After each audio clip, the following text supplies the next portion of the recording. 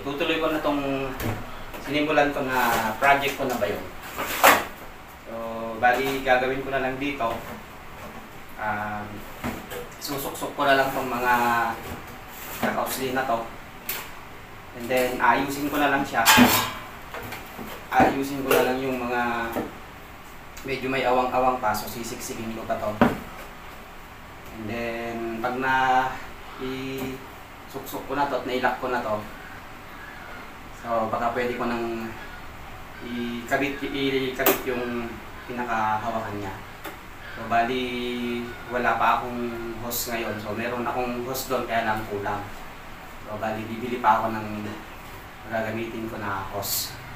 So yun yung gagawin ko ngayon. So tara, samahan nyo sa aking pagpapatuloy dito sa paggawa sa aking project na ba yun.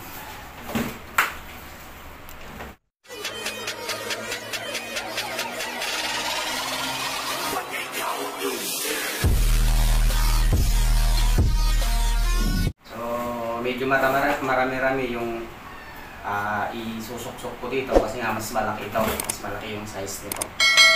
Kaya medyo matatagalan ako siguro dito na isuksok ito. Kailangan ko pang pukpukin yung mga may awang-awang. So kailangan ko siyang pukpukin para masiksik. So ang gagamitin ko sa pag-siksik ng mga may awang, ito yung screwdriver na maliit, yung flat screwdriver. So yun yung gagawin ko.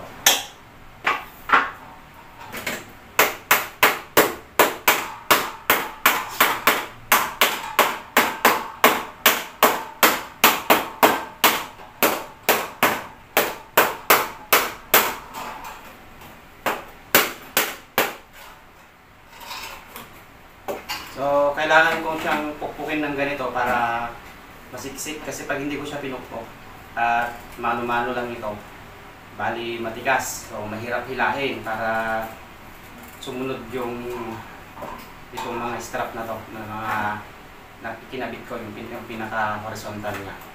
Kaya ginagamitan ko siya ng pamukpok para masiksik.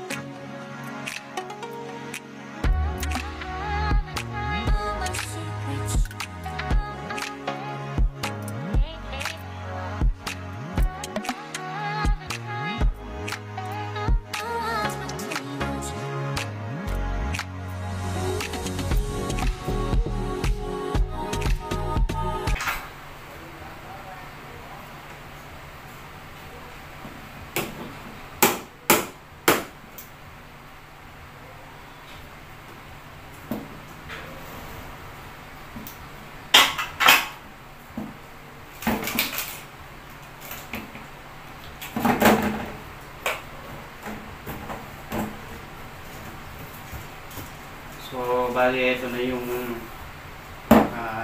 nagawa ko ngayon na tinuloy ko na project ko na bayong. So kung papansin nyo siya, maluwang yung loob niya kasi ito yung pinakamalaking bayong na ginawa ko. So ginawa ko to kasi in-order nila ito na size, kaya ito yung ginawa ko. So bali nakumpleto ko na siya lahat. Ilak ko na ito. Ilak ko na siya, kaya lang ang kulang pa is yung bitbitan niya. So wala pa siyang bitbitan. So meron akong hose diyan, kaya lang kulang.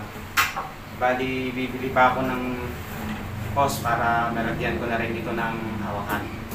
So parehas lang din sa ginawa ko dun sa nauna na bayong. So parehas lang din yung paglalagay ng bitbitan niya. So ganun lang din yung bitbitan niya. So pa-X lang yung bitbitan na gagawin ko dito. Ang pagkakaiba lang nila is talagang mas malaki itong bayong nila. So yun yung natapos ko ngayong araw. So susunod, kakabit ko na to yung bitbitan niya, and then ready na rin na kunin ito ng nag-order. So hanggang dito ko na lang din siguro muna tatapusin ang video ko na to.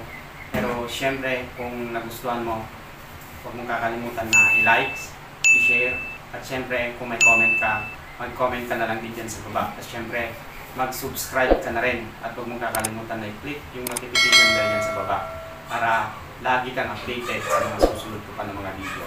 So hanggang sa muli, itong inyong Kuya Roland na nag-iwan sa inyo. Maraming salamat at God bless sa inyong lahat. Bye!